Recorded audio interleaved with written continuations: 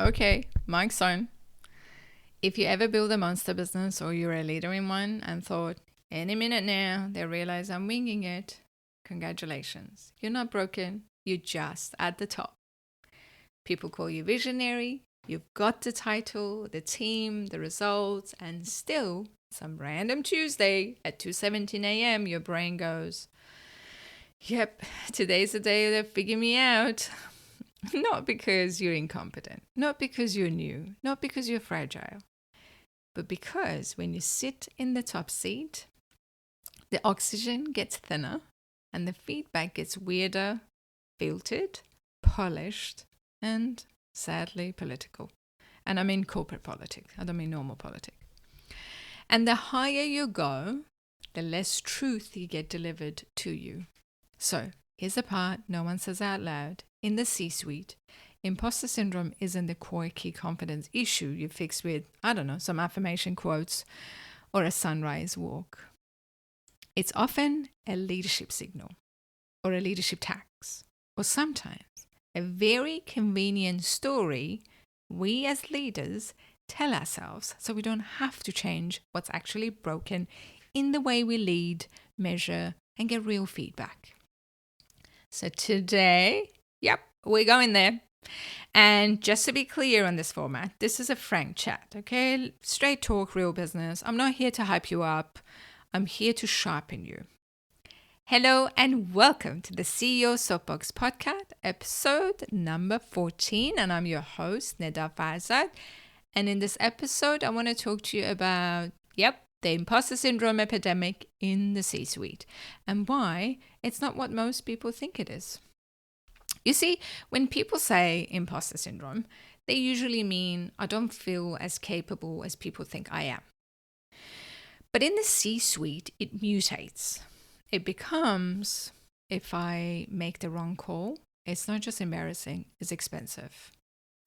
It becomes, everyone expects certainty, but the truth is, I'm guessing more than I admit.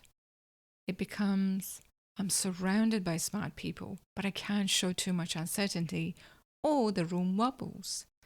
It becomes, I can't tell if I'm actually not good enough or if the game itself is rigged. And yes, it's an epidemic. Not because leaders suddenly got weaker, because the environment got louder, faster, and more performative. My friend, you're leading in a business world where the pace rewards quick confidence over slow accuracy.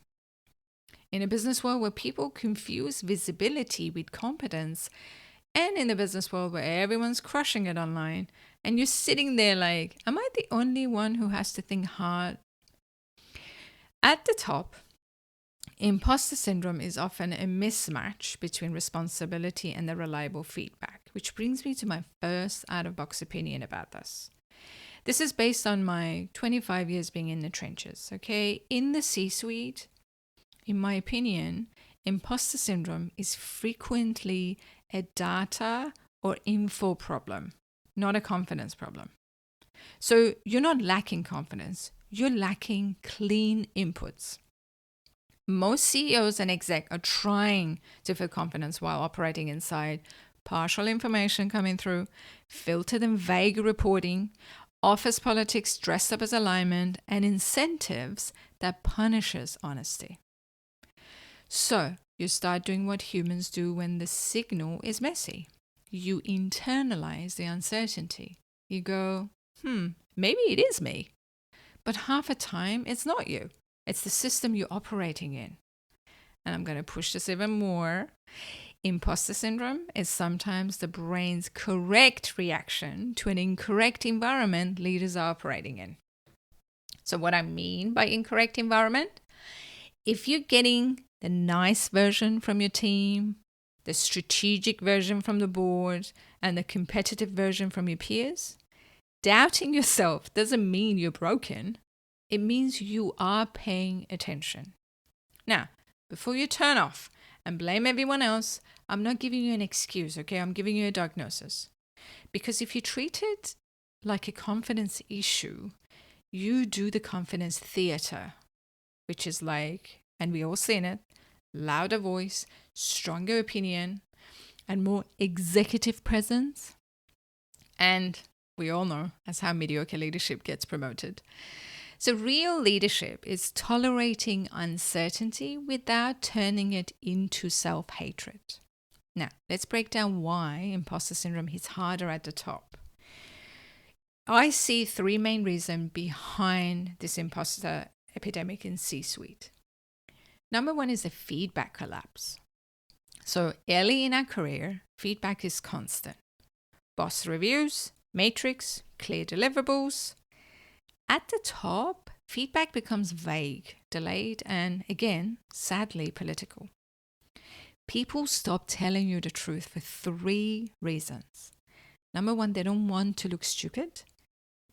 They don't want to upset you, and they don't want to risk their position. So you end up leading with a distorted mirror.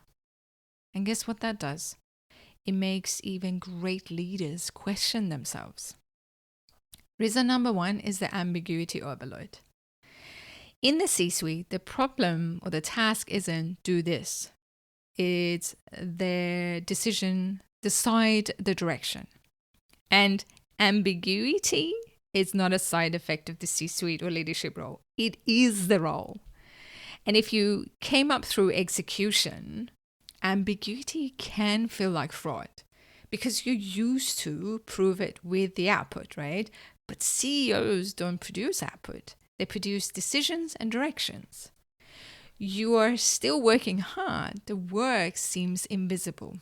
And the invisible work is a breeding ground for imposter thoughts.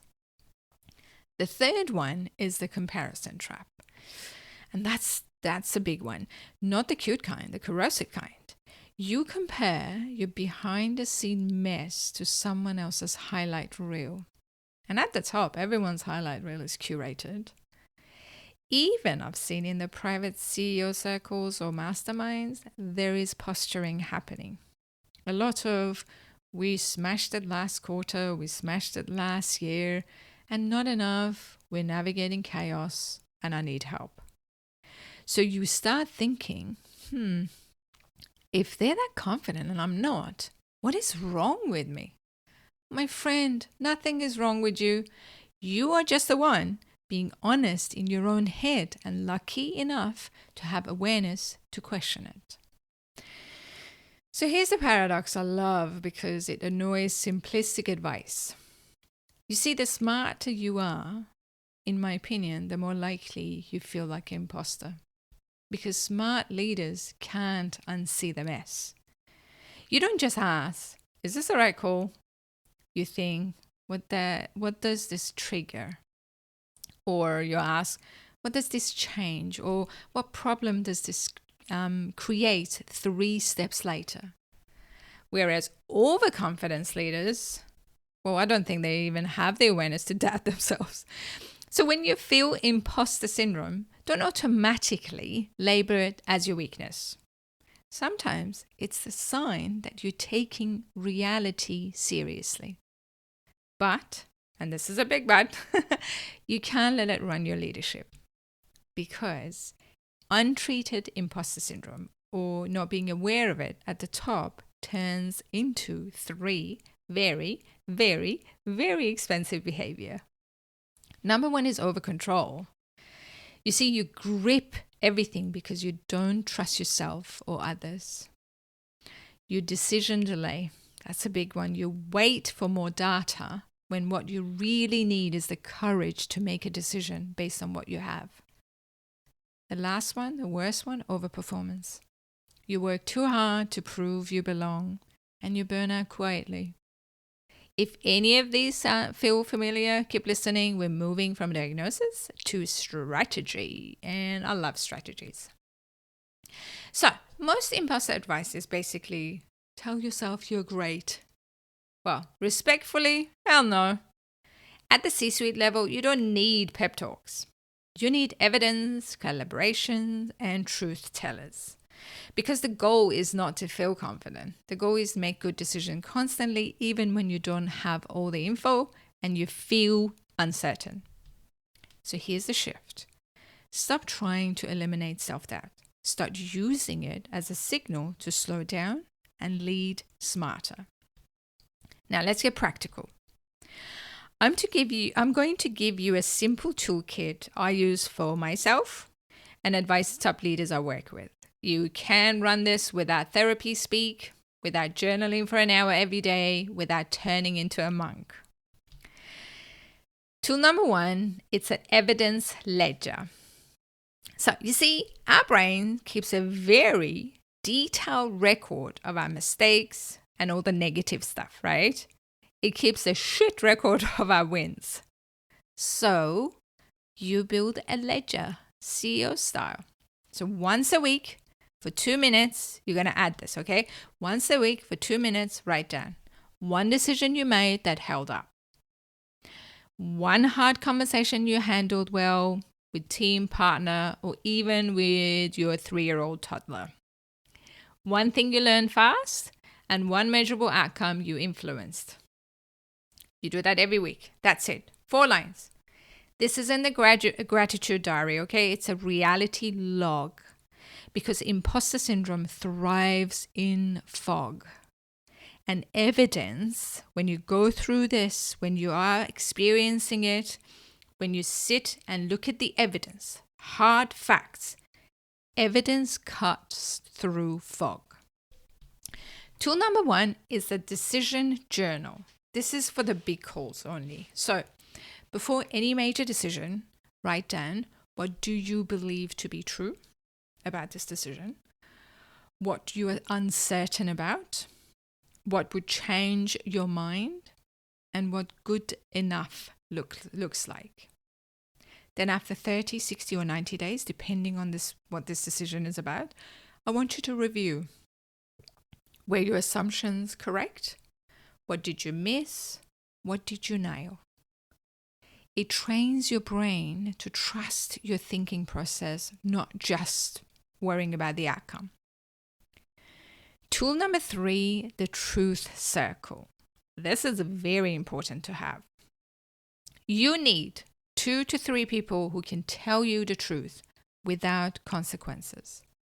These are the people you trust and respect. We don't want yes people, not cheerleaders, so your mummy doesn't count, not competitors, truth tellers. And here's the rule with this circle.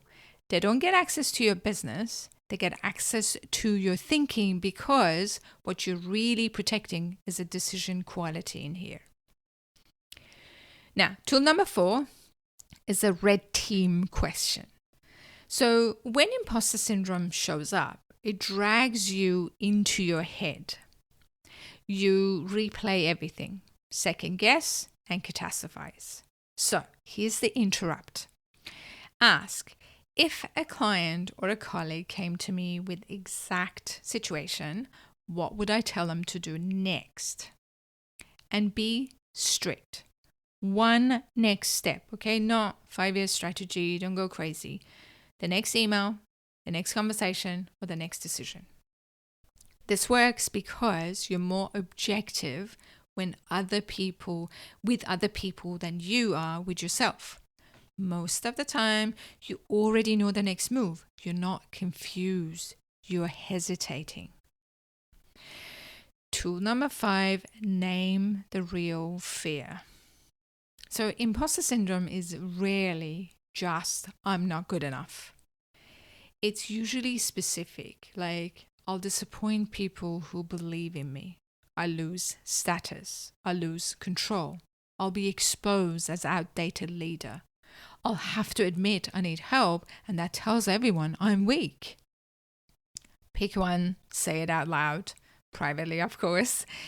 When you name the real fear, it stops haunting your mind like a ghost and starts behaving like a problem you can actually solve. Now, I'm going to give you a classic C-suite imposter sign to look for. It's just a list, no judgment, nothing. It's just a list. These are the things that comes up. So when you over-prepare for a meetings, you could run in your sleep. Or you avoid celebrating wins because you tell yourself, we got lucky. you feel irritated by praise, or you raise the bar the second you hit it, or you think your success is a timing accident, or you delay decisions to protect your identity as smart. If you nodded at any two or more, welcome to the club none of us wanted to join. Now, let's talk about the part no one likes. The hard truth. At the top, you will have moments where you feel like you're improvising. Not because you're a fraud, because the job isn't follow this manual. The manual doesn't exist. A leader's decision is usually made with incomplete information, competing opinions, and a timeline that doesn't politely wait for certainty. So yes, sometimes you're building the plane while you're flying it. And that's not incompetence, that's leadership, that's part of the role. And if you never feel self-doubt, one of three things is probably happening. You're not making the hard calls, or you're not looking closely at what's messy, or you've built a bubble where everyone keeps you comfortable. Comfort is a great lifestyle choice. It's a terrible strategy when you're responsible for an outcome of a business. Now, here's the liberating truth. You don't need to feel like you belong every single day. You don't even have to belong. You need to stay anchored in what you're responsible for and take the next step. Feelings are part of the leadership because you're a human. They come with it. They just shouldn't be the only thing making your decisions for you. So when the imposter syndrome flares up, don't turn it into personality crisis. Don't waste energy trying to fix the feeling. Go through your toolkit, evidence ledger, decision journal, truth circle, red team question, name the real fear. That's your imposter syndrome interrupter toolkit. It clears the noise and gets you back to be an effective leader. And if you want one sentence to keep in your pocket, this is it. I'm not here to be flawless. I am here to be effective. One more thing, I'm going to be blunt. If your leadership style depends on always feeling confident to do something or take a next step, you're building a very fragile company or business. Confidence comes and goes. Competence is built. So confidence is a vibe. Competence is a system. Build the system. All right, quick recap before I hop off the soapbox. In the C-suite, remember, imposter syndrome is often a data and feedback problem, not a confidence problem. It gets worse when the environment rewards performance over truth. Your job isn't to eliminate doubt, it's to use it as a signal and keep decision quality high. Use evidence, calibration, and truth tellers to cut through the fog. And if this hits the nerve, good. That means it mattered. Thanks for hopping on the soapbox with me today. I love having your company up here. If anything I said made you go, okay, that's uncomfortably accurate, hit subscribe or share it with someone who appreciates the straight talk.